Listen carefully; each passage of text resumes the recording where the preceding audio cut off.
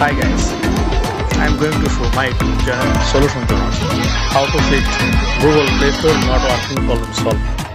Okay, let's start.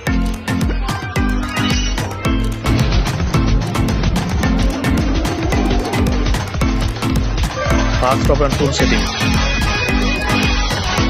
Scroll down. Click on app management. Open app list. Search Google Play Store.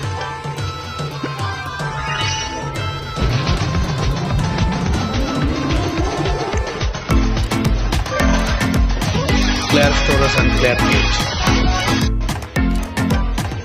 Clear cache and clear storage. Open permission. Enable all permission allowed.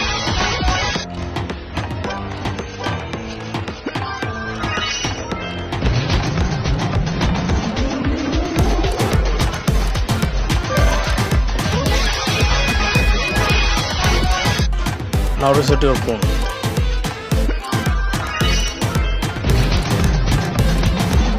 And logging Play Store. Fixed Play Store problem solved. Thank you.